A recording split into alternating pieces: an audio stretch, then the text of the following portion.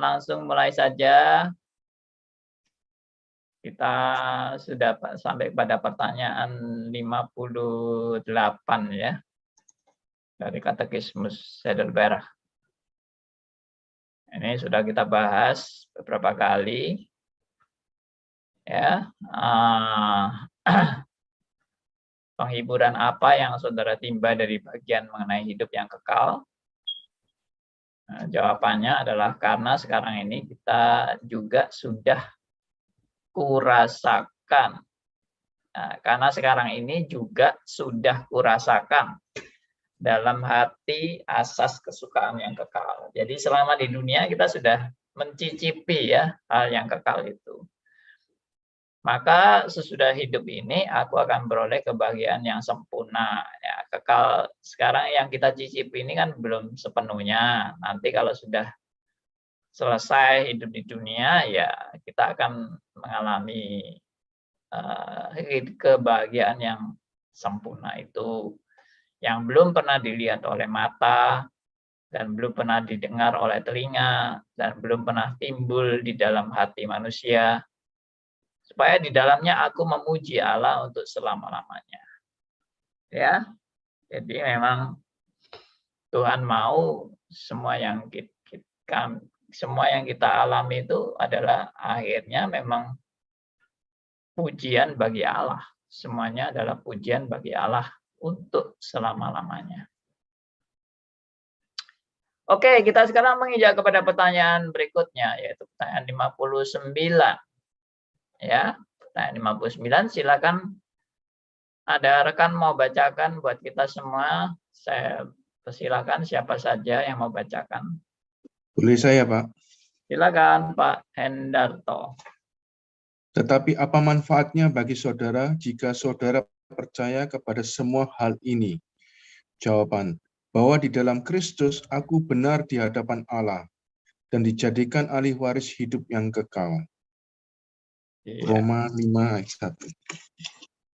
Ya, kita baca aja ayatnya sekalian. Roma 5 ayat 1. Silakan, Pak.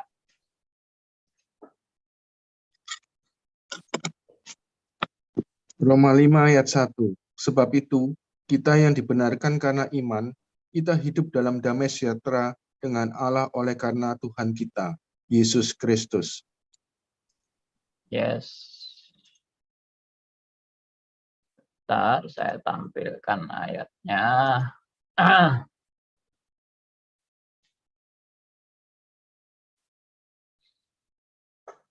Ya, sebab itu kita yang dibenarkan karena iman, ya, melalui iman, kita hidup dalam damai sejahtera dengan Allah oleh karena Tuhan kita Yesus Kristus. Ya, inilah satu sukacita yang saudara dan saya alami dalam menjalani hidup yang hanya sementara di dunia ini, tapi kita sudah menikmati sebagian kebahagiaan itu dan menikmati manfaatnya, yaitu kita boleh berdamai dengan Allah, ya, dan aku juga boleh dibenarkan di hadapan Allah, ya.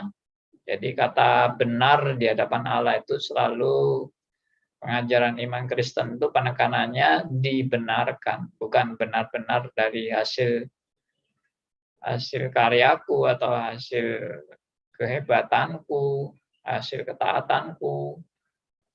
Aku dibenarkan, enggak, tapi karena kasih karunia Allah aku dibenarkan. Berarti sebelum aku berbuat apa-apa, aku sudah dibenarkan.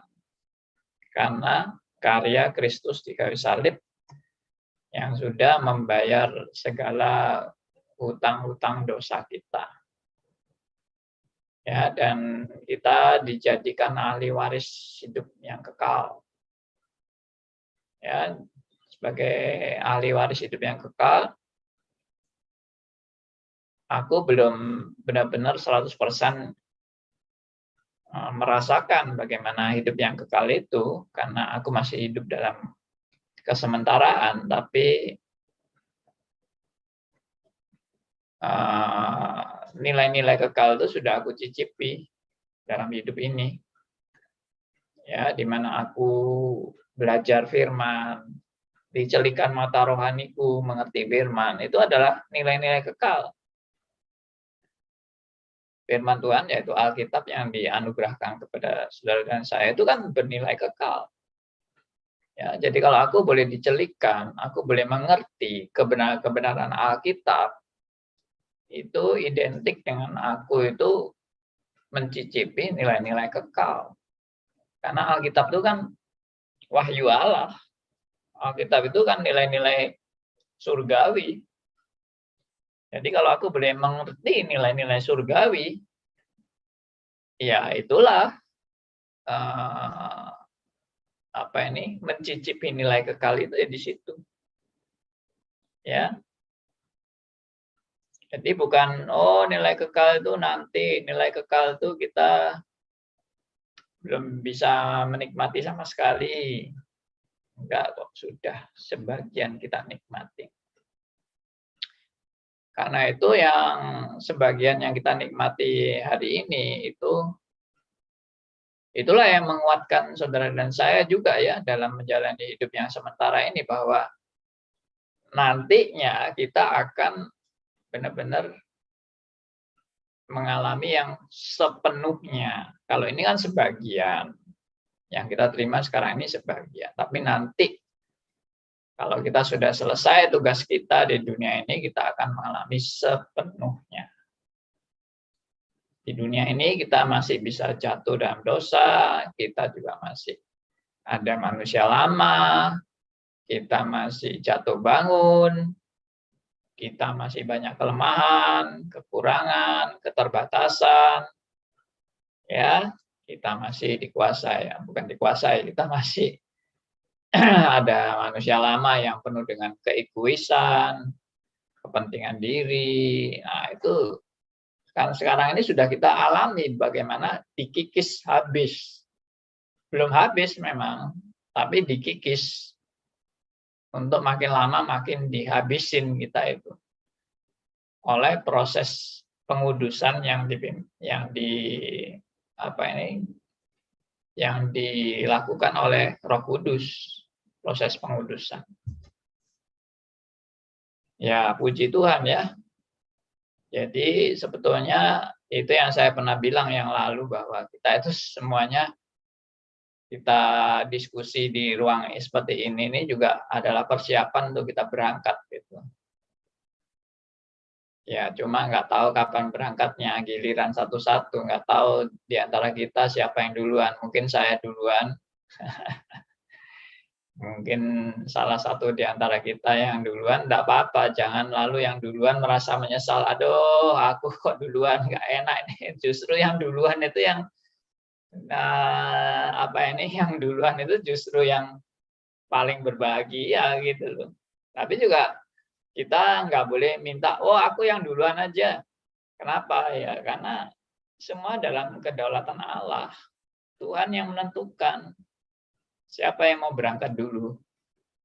Ya Tuhan yang menentukan. Saya mau yang paling belakang, atau saya mau paling duluan, atau saya di tengah-tengah, atau di nomor 1/4-nya, atau 3/4-nya.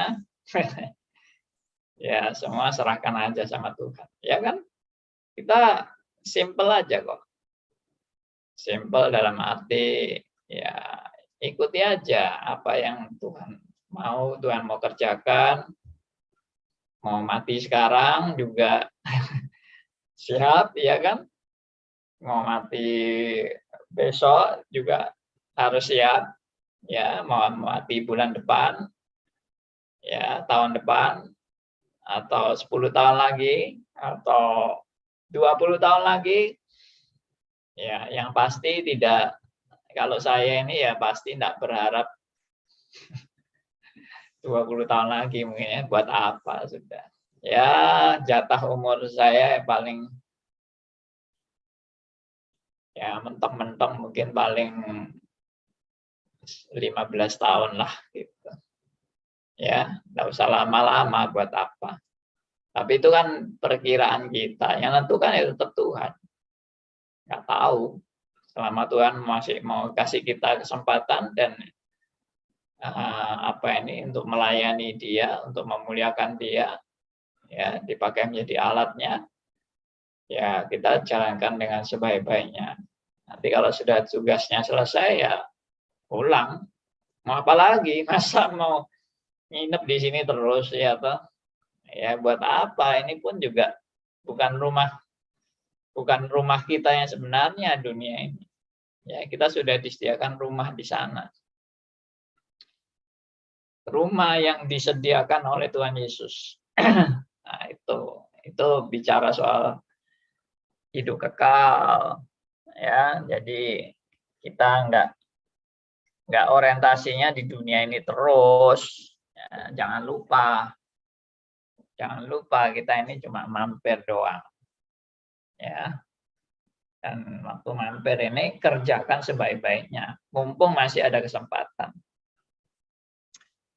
Tugas-tugas kerjakan sebaik-baiknya, karena suatu saat saya berangkat, ya sudah, saya siap dah. Kalau mau berangkat ya berangkat, gitu aja. Ya, bagaimana saya yakin bahwa saya siap? Ya bukan karena saya sudah hebat, saya sudah melakukan segala sesuatu dengan sempurna, enggak. Saya siap karena Tuhan yang bekerja dalam hidup saya. Sudah, itu aja. Simple kan? Saya siap bukan karena saya siap. Saya siap karena Tuhan yang bekerja dalam hidup saya. Saya ulangi ya. Saya siap bukan karena saya siap. Tapi saya siap karena Tuhan yang bekerja dalam hidup saya. Sudah. Jadi sebetulnya manusia mana pernah siap sih? Dan manusia mana pernah bisa betul-betul menyelesaikan tugas yang dipercayakan kepadanya dengan tuntas. Kapan bisanya tuntas? Nggak pernah bisa. Ya, kita ini tidak sempurna kok. Kapan kita bisa mengerjakan pekerjaan dia dengan sempurna? Tidak pernah bisa. Jadi dengan demikian, pernah siap nggak? Nggak pernah siap. Kita nggak pernah siap. Lalu kalau nggak pernah siap, bagaimana kok bisa dikatakan Rasul Paulus juga siap? Ya, Rasul Paulus bukan siap dari kemampuan dia. Rasul Paulus itu siap karena Allah yang bekerja dalam hidupnya. Wah, ini dapat berkat baru ini kita. Ya.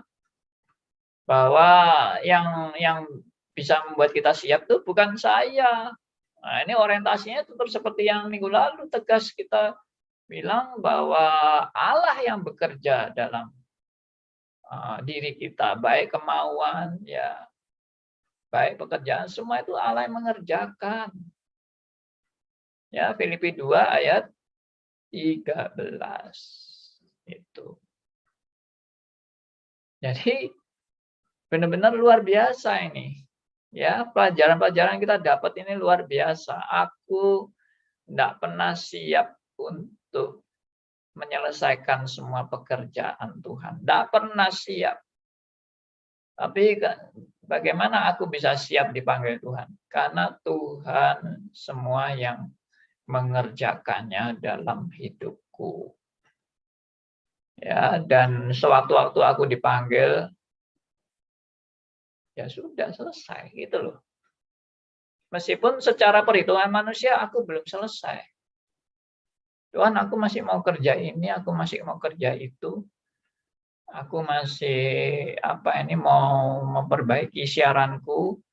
Aku masih banyak topik-topik yang aku belum utarakan.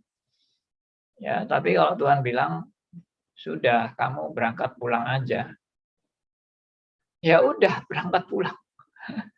Ya kan? Dan itulah selesainya aku sampai di situ. Ya.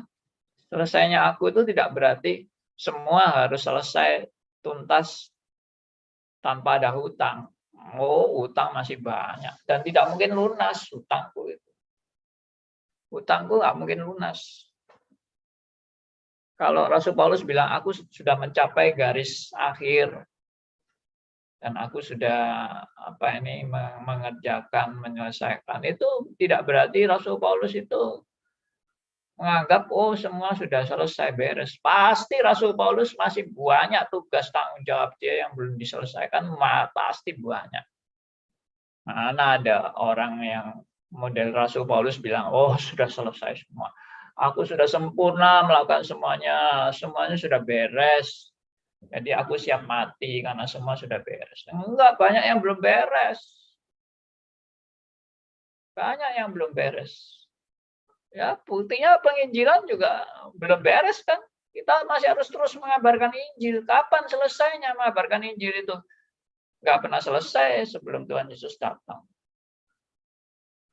Tapi kalau Tuhan bilang, aku sampai di sini aja, sudah selesai, kamu pulang, ya berangkat aku. Itu. Dan tetap belum selesai. Karena apa? Juga karena Tuhan yang akan terus bekerja. Bukan saya yang terus bekerja, Tuhan yang akan terus bekerja. Dan Tuhan yang akan terus bekerja ini Tuhan yang juga akan pilih orang-orang berikutnya yang kita nggak tahu. Makanya mumpung kita masih hidup sekarang ini, mari kita kerja keras untuk mengerjakan yang masih sempat kita kerjakan. Ya. Dan sekali lagi kalau kita punya kesadaran ini dan kita mengerjakan kesempatan yang Tuhan berikan kepada kita dengan kerja sungguh-sungguh untuk mengejar semua yang ketinggalan ini, ya itu namanya anugerah Tuhan. Karena yang mengerjakan semua ini bukan saya, Tuhan yang mengerjakan. Nah, itulah poin yang saya renungkan ya dalam kita bersiap-siap akan pulang ke rumah Bapa. Ini bukan nakut-nakuti orang ya, karena banyak orang yang bilang, apa jangan ngomong-ngomong kayak gitu, takut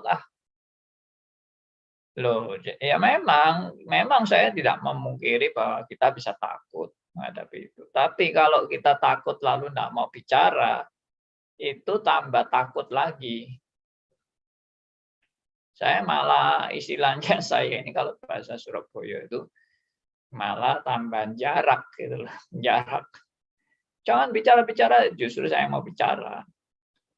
Ya, nanti tambah takut. Enggak, saya yakin kita enggak tambah takut. Karena kita bicara yang benar. Saya bukan nakut-nakuti.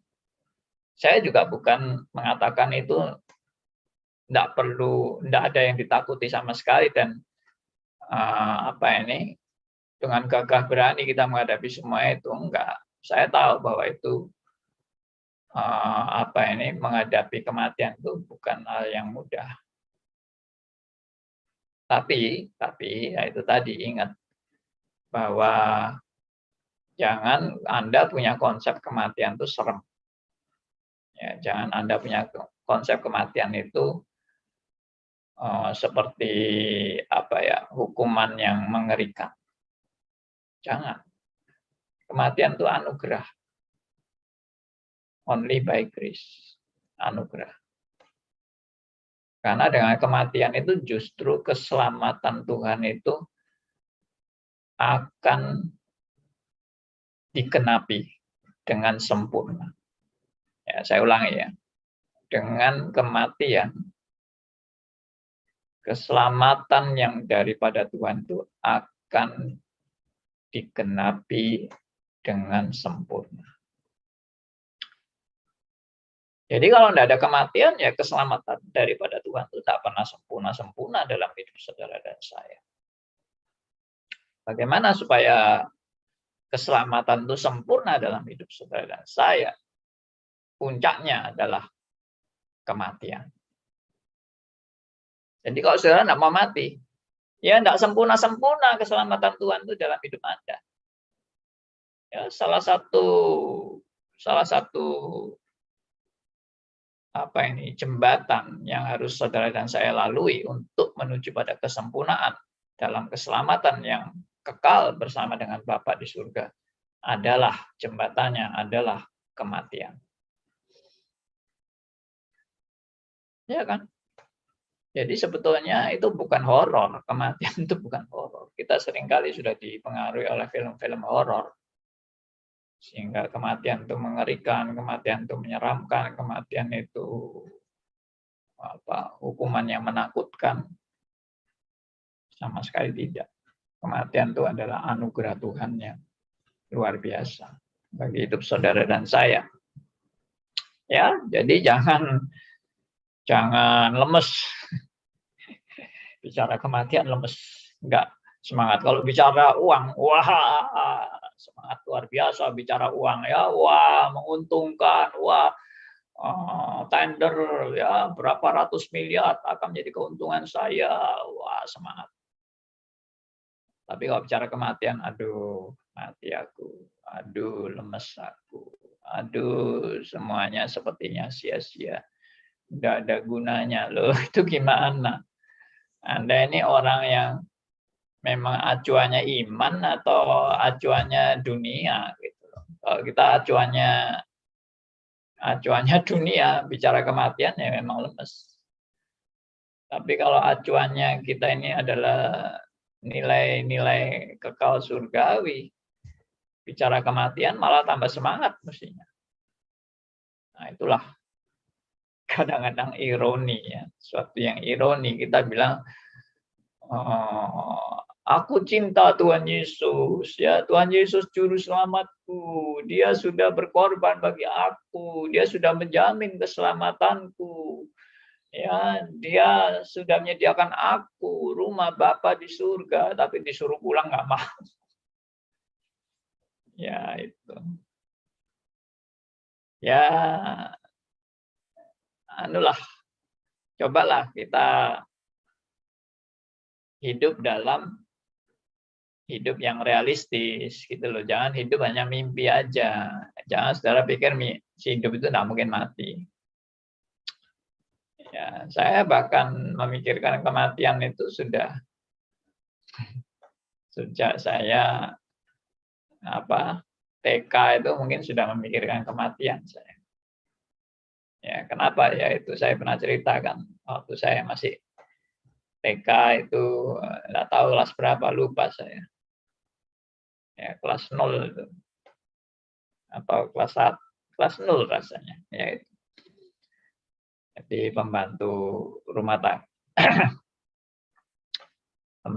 tangga saya kan meninggal. Dan saya waktu itu masih TK. Saya sudah bertanya-tanya pada orang tua saya, kenapa kok bisa mati? Mati itu apa? Kenapa dia tidur? Kenapa dia berbaring? Dia tidak bergerak? Nah, itu menjadi pertanyaan saya sejak saya kecil itu. Tapi ya enggak ketemu jawabannya. Karena ya mati itu, yaitu tadi rohnya pergi kemana? Aku kok enggak bisa lihat rohnya. Di mana itu rohnya yang pergi itu? Katanya sudah ke atas. Ke atas mana? Aku lihat di atas kok enggak ada rohnya. Ya itu saya sudah mulai memikirkan kematian. Ya, dan puji Tuhan. Tuhan mencelikan mata rohani saya sehingga sekarang hari ini saya bisa membagikan tentang kematian yang benar. Ya, kematian yang benar. Ya, manusia itu semua harus mati. Seorang filosof, ya saya nggak tahu siapa namanya, saya juga lupa, tapi banyak filosof yang juga bilang, ya begitu seorang lahir, dia sudah harus menghadapi suatu realita yang dia akan alami satu saat dalam hidupnya, yaitu kematian. Orang yang hidup harus orang yang juga akan mati. Nah, itu. Orang yang hidup pasti akan mati. Itu sebetulnya sudah filosofi yang dipahami oleh semua orang di dunia. Cuma tidak ada yang mau mikir. Yaitu tadi, takut mikir itu, takut mati, takut menghadapi itu, jadi tidak usah bicara itu, tidak usah mikir itu, tidak usah ingat-ingat itu, ya kita jauhkanlah kematian dari hidup kita. Padahal kematian itu ya sudah suatu yang istilahnya pasti terjadi, tapi tidak tahu kapan. Saya dulu sangat takut mati memang. Dulu ya, waktu saya mulai benar-benar takut mati itu waktu saya di di universitas saya betul-betul takut mati. Dan bagaimana menghindari kematian, ya bagaimana bisa tahu penyakit sejak dini, jangan sampai mati. Ya, karena beberapa orang yang dekat dengan saya sudah mati duluan. Ya, mati kena kecelakaan, mati kena penyakit, ya macam-macam lah kematian itu. Nah, itu waktu saya masih di universitas. Dan setelah saya mengerti ajaran reform, ya mau mati nanti kayak, mau mati sekarang kayak, mau mati besok kayak, ya itu semua waktunya Tuhan dan saya tidak bisa mengelak. Itu namanya kedaulatan Allah. Semuanya dalam waktu Tuhan, bukan waktu saya. Dan waktu Tuhan pasti waktu yang terbaik. Kapanpun itu, meskipun itu mengecewakan kita, meskipun itu mungkin nggak tepat buat kita. Ya, setiap orang yang mengalami kematian keluarga yang dikasihinya selalu bilang, kenapa kamu mati sekarang? Kenapa kamu mati sekarang? Kami tidak siap menghadapi ini. Ya, kalau orang mati mendadak itu selalu gitu ya.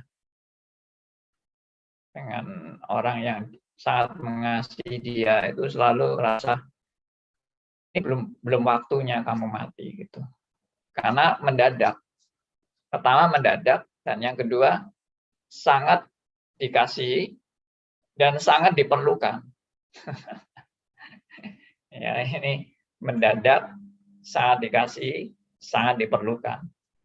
Pasti bilangnya, kenapa kamu mati sekarang? Ya belum waktunya, tidak tepat ini, kami masih cinta kamu, ya kamu tidak boleh mati sekarang. Ya karena dicintai itu, coba tidak dicintai.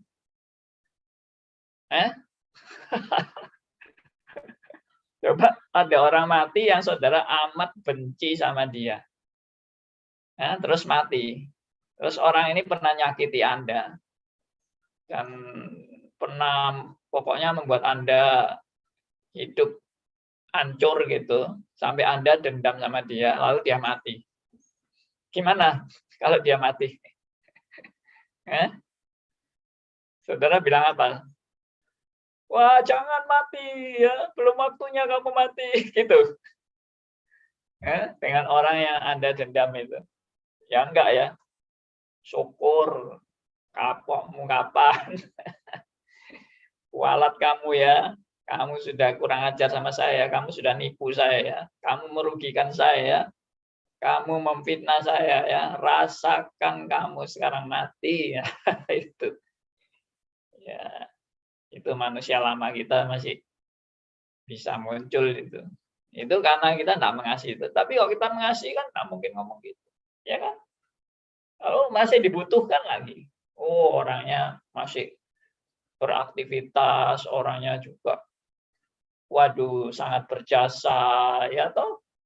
Misalnya dia itu orangnya dermawan, suka bagi-bagi berkat apa. Waduh, kita rasa sayang sekali dia mati. Ya, mendadak lagi. Nah, kecuali kalau 3 faktor ini nggak ada, kita sudah relakan. Misalnya sudah amat sangat tua, ya, sakit-sakitan, ya, lalu sakit tidak selesai-selesai sampai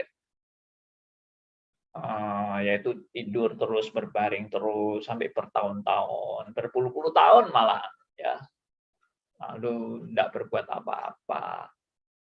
Ya kita sudah relakan, bahkan kita doakan semoga cepat dipanggil Tuhan, kamu tidak lama-lama menderita. Ya alasan kita sih seperti itu, supaya nggak lama-lama menderita. Ya memang betul, supaya nggak lama-lama menderita. Tapi juga yang hidup ya supaya nggak menderita juga kan. Lalu kalau kita nggak mengasihi, ya sudah, kamu memang sepatutnya mati gitu loh. Terus kita nggak memerlukan apa-apa sama dia, ya biarin mati ya, nggak ada urusan aku sama dia. Ya berarti kita ini seringkali mengasihani orang mati itu dan merengek-rengek karena dia mati itu ya karena kaitan dengan keegoisan kita juga ya.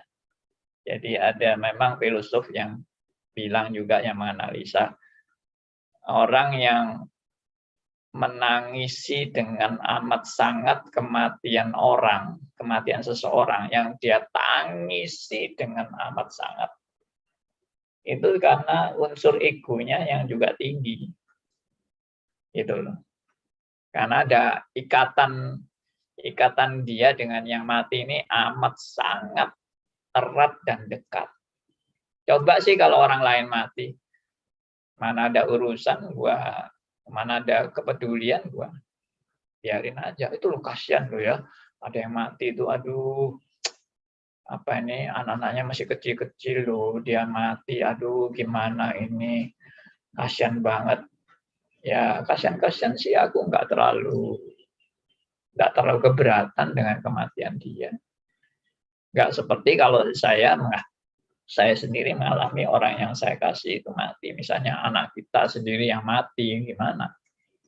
Ya, anak kita masih lucu-lucunya, atau anak kita yang sudah berkarya dengan bagus, ya tahu-tahu mendadak mati. Aduh, rasanya kenapa kok begitu? Kenapa kok Tuhan panggil? Kan gitu. Ya, tapi kembali lagi tadi, konsepnya itu kita harus tetap jelas. Semua itu sudah dalam waktunya Tuhan. Saya juga mendidik dalam keluarga saya juga seperti itu. Udahlah, kapanpun kita mati, ya kita harus siap lah. Ya, karena semua itu waktunya Tuhan, dan mati itu bukan berpisah selama-lamanya juga. Karena kita juga akan berjumpa kembali, dan mati itu juga bukan sial. Karena kita sudah dijanjikan kebahagiaan yang luar biasa pada saat kita mengalami kematian. Ya, demikian. Ya, saya percaya setiap orang punya pergumulan tentang kematian dan juga punya ketakutan sendiri tentang kematian, atau trauma-trauma, atau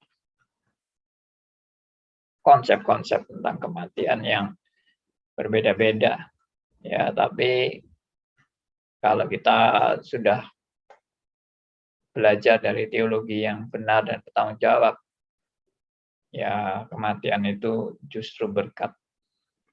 Ya, makanya Paulus juga bilang, bagiku hidup adalah Kristus dan mati adalah keuntungan. Dan Mazmur 116 ayat 15 berharga di mata Tuhan kematian semua orang yang dikasihinya. Nah, itu berkat-berkat yang saya bagikan untuk Anda dalam rangka ini. Pertanyaan yang penghiburan ya tentang hidup yang kekal ini. Oke. Pak, mohon maaf Pak, tadi Mazmur berapa Pak? Mazmur 116 ayat 15.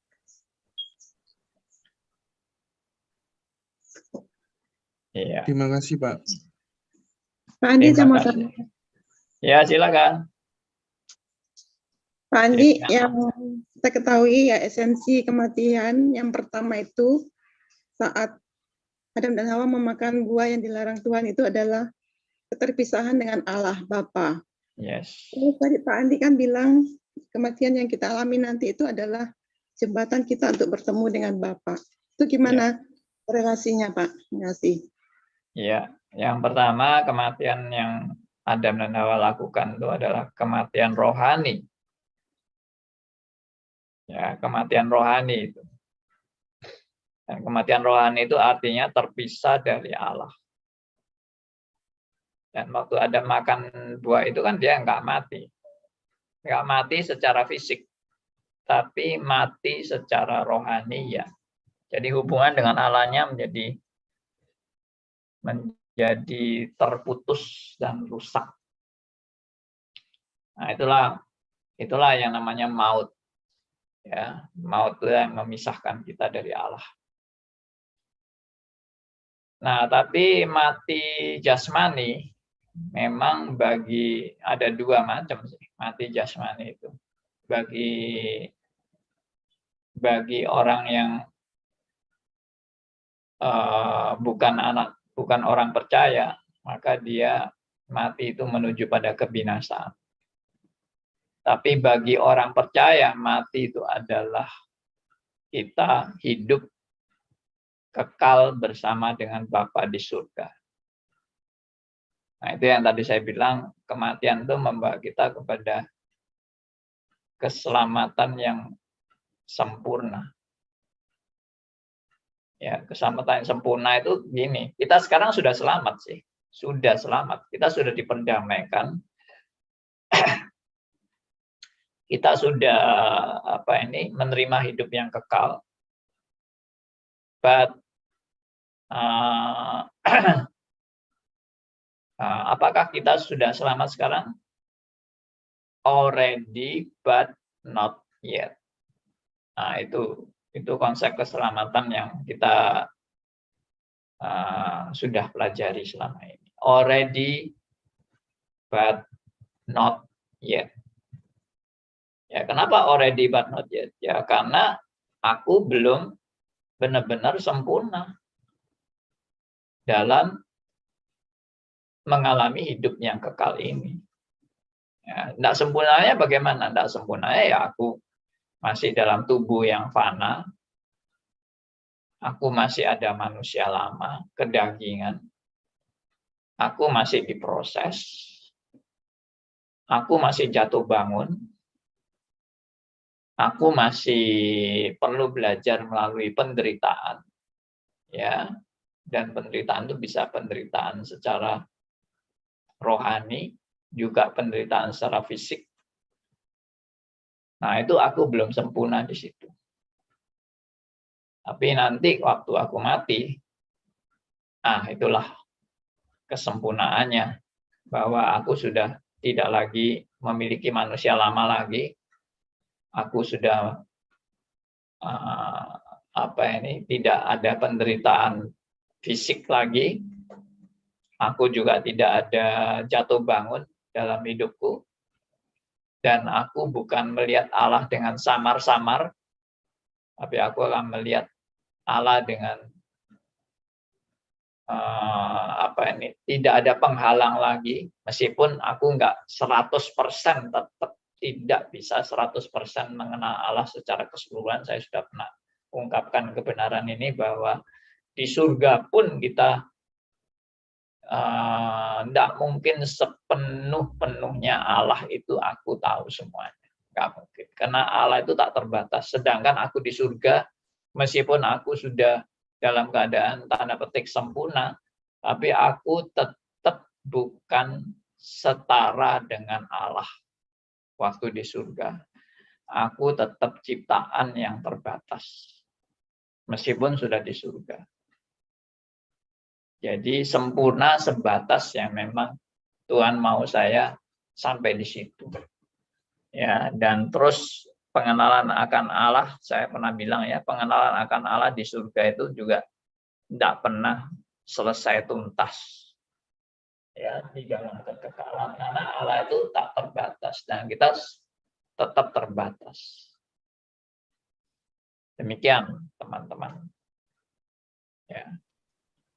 Itu sudah Bapak terangkan di YouTube kematian, Pak.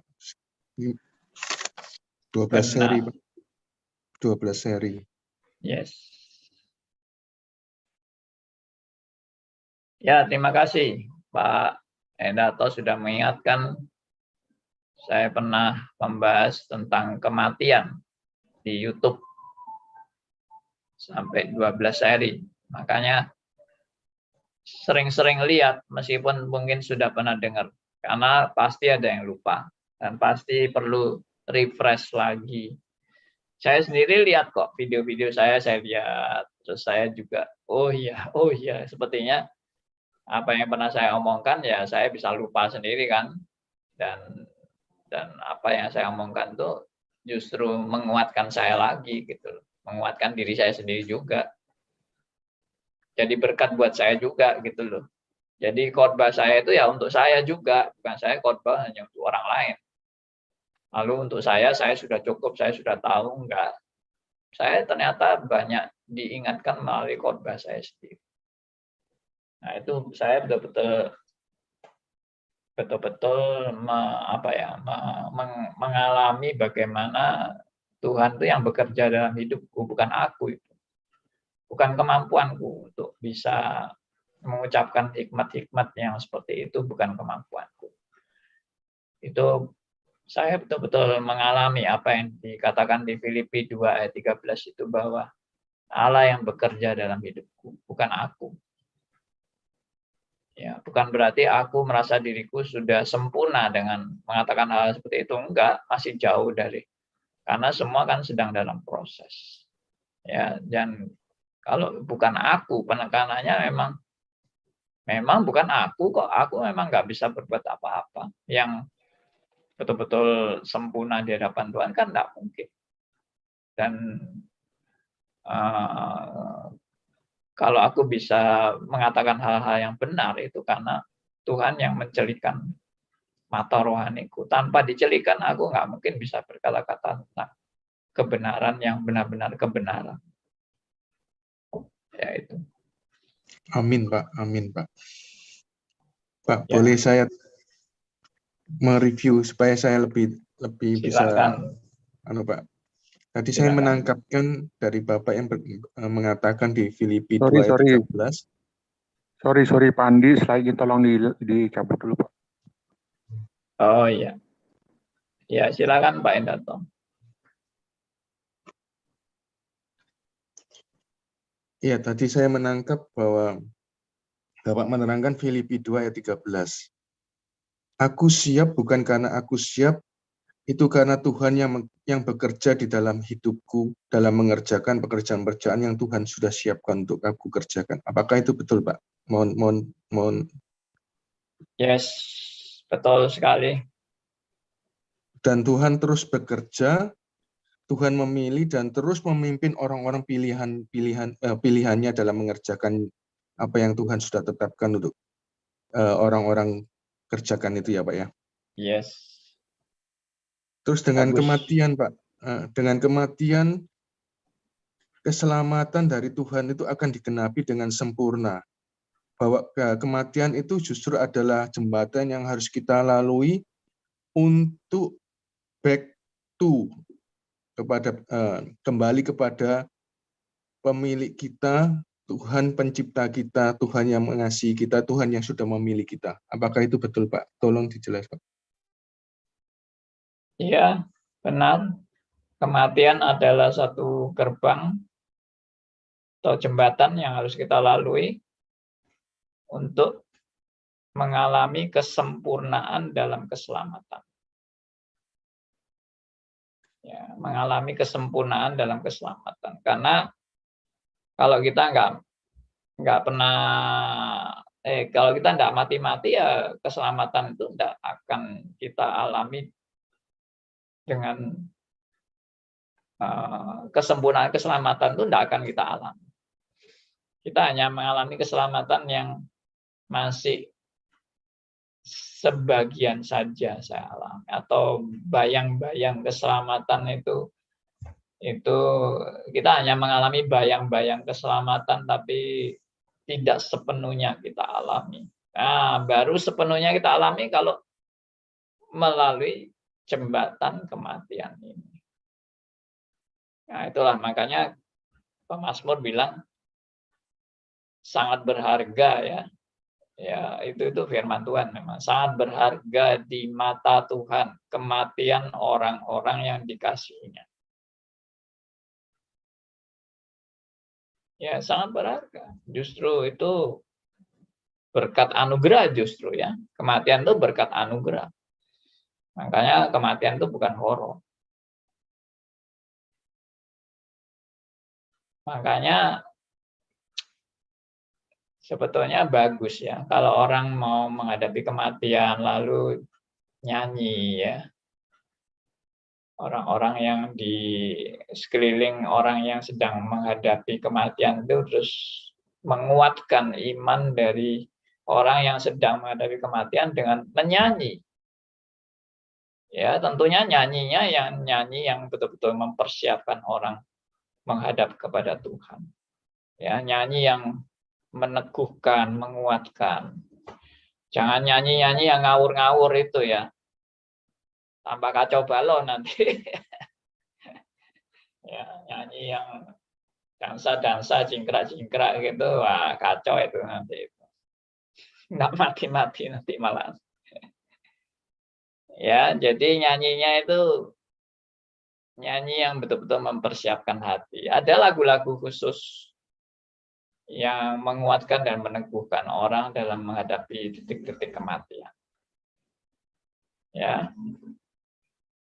Jadi seperti tiap langkahku diatur Tuhan. Ya, itu indah sekali itu lagu-lagu seperti itu. Ya, lalu Nyamanlah jiwaku, Pak. ya, jamalah jiwaku. Lalu ada lagu yang saya upload di YouTube itu ya. Itu apa ini namanya? Saya kok lupa. Ada di YouTube saya itu.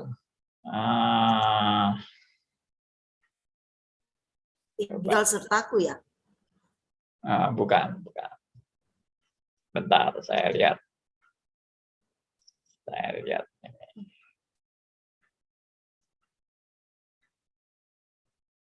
Satu lagu, enggak tahu apa judulnya, Pak.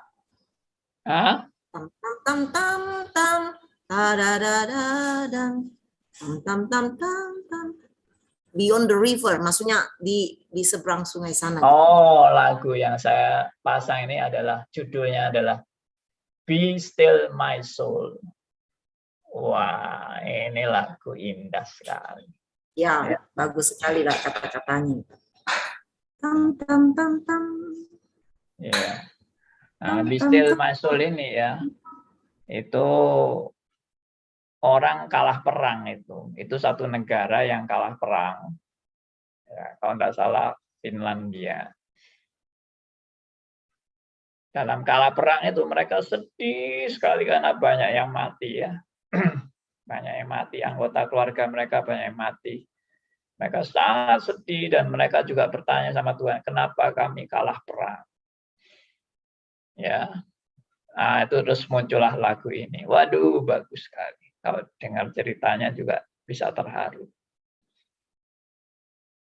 Ya, nanti saya putarkan lagu ini waktu mau selesai acara, supaya semua juga.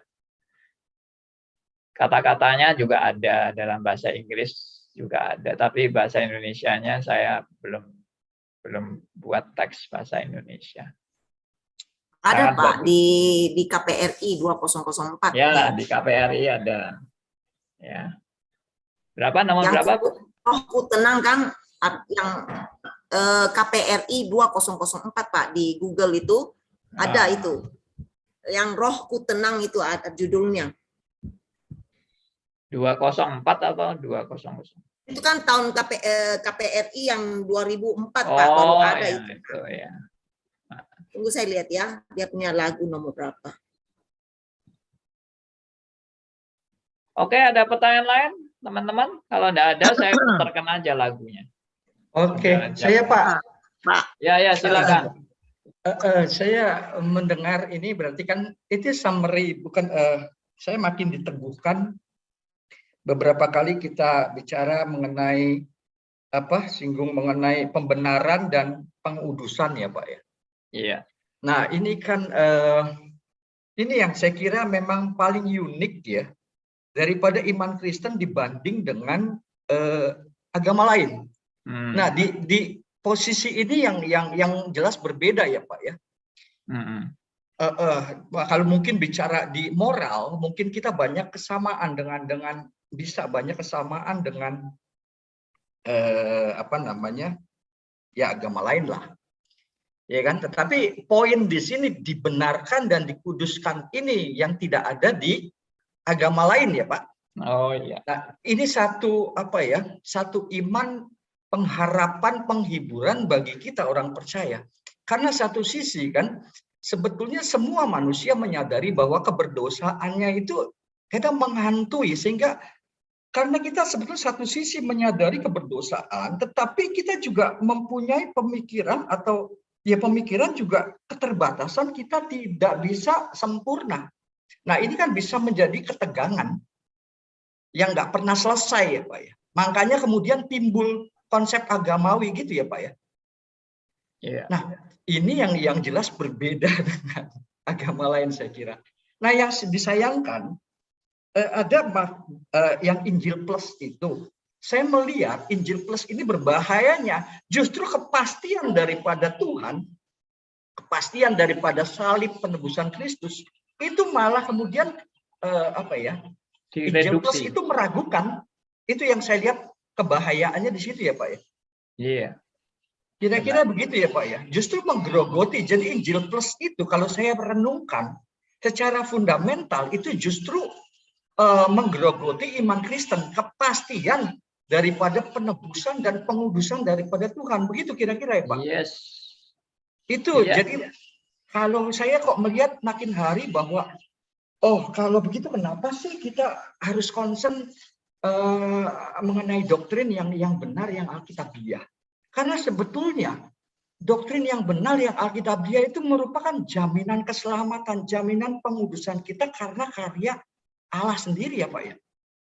Begitu. Yes. Nah, manakala ada Injil Plus yang kemudian justru kepastian kebenaran, sebenarnya bukan karena kita benar ini, karena dibenarkan oleh karya Kristus.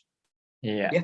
Bukan juga karena kita bisa hidup kudus, karena pengudusan yang dilakukan oleh Roh Kudus. Kan kira-kira begitu ya Pak ya, yang saya tangkap secara prinsip. Ini sangat prinsip bagi kita Kristen.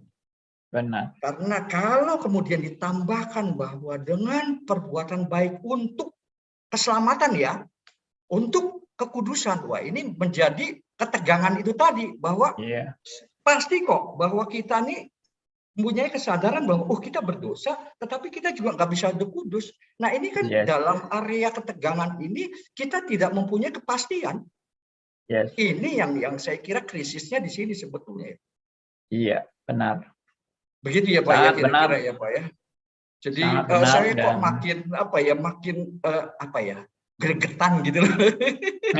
Bahwa sebagian saya kemudian semakin menyadari kenapa sih kalau kemudian ada beberapa daripada kita tuh secara kuat menolak, iya kan, melawan gitu loh, iya kan. Jadi nggak tahu ini pemahaman saya yang sedikit. Ya, terima kasih. Kira-kira benar Pak Darnius, karena saya rasa benar Pak Darnius, karena ini memang di dalam peperangan di dalam diri kita, yang keakuan lama kita yang seringkali drag down, maksudnya membawa kita itu untuk itu kembali untuk melihat semuanya itu. Jadi kita harus selalu mengingatkan diri kita itu bukan perasaan kita tetapi janji Tuhan gitu. Nah, ini yang saya juga sering. Betul. Jadi satu sisi kan manusia selalu ada merasa berdosa, tetapi di satu sisi juga ada tuntutan untuk menjadi kudus, suci. Nah, padahal kan ini tidak pernah bisa ketemu, tidak bisa kita lakukan semuanya itu.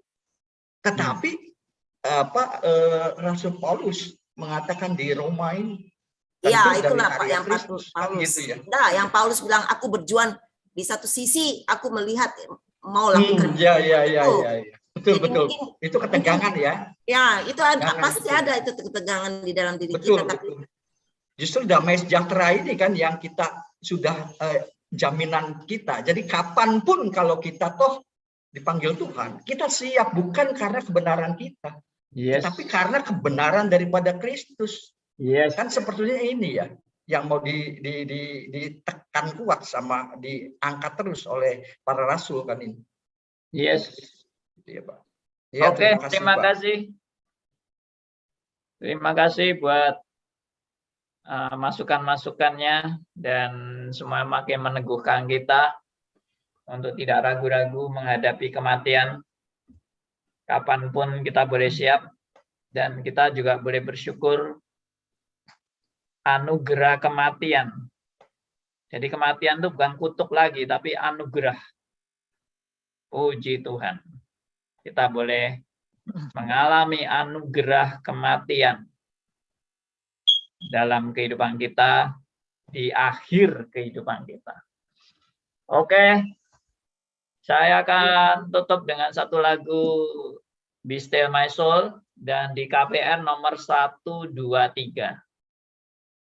Ya, saudara bisa lihat di softwarenya Alkitab yang di Yuku atau juga Sabda juga ikut yang Yuku, itu bisa download di Kidung, ada bagian kidungnya, dan di kidungnya itu ada macam-macam lagu, bukan hanya KPRI tapi juga ada kidung jemaat, ada apa macam-macam itu. Nah, ini nomor 123. Ya, KPRI nomor 123. Be Still My Soul. Kiranya ini boleh jadi berkat bagi kita semua, dan nanti doa penutup saya mohon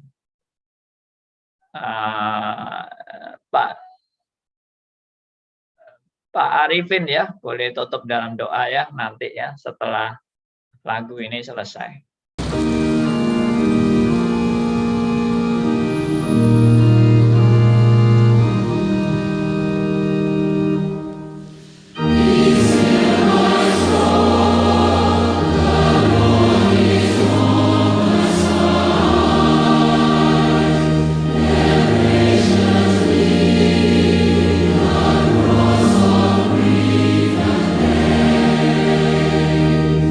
Jesus.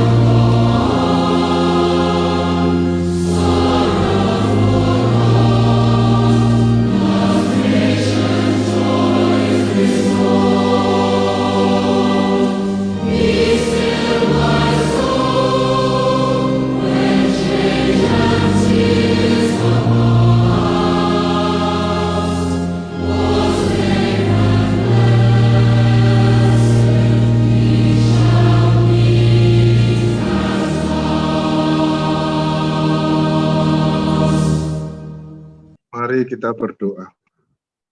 Bapak Surgawi, terima kasih untuk berkat penyertaan-Mu pada pagi hari ini. Kami semua bisa belajar bersama-sama untuk memahami apa yang difirmankan. Terima kasih Tuhan bahwa kami adalah orang-orang yang sangat lemah untuk mengerti firman-Mu, tapi kami mau perlahan-lahan untuk memahaminya. Beri hikmat kepada Pak Andi untuk bisa menjelaskan satu persatu dengan sabar dan telaten, sehingga kami semua dapat lebih paham, tapi ngerti bahwa kematian itu bukan sesuatu yang menakutkan, tapi suatu anugerah yang Engkau berikan juga. Terima kasih Tuhan, bahwa biarkan kami juga memahami mau kemana kami setelah selesai di dunia ini.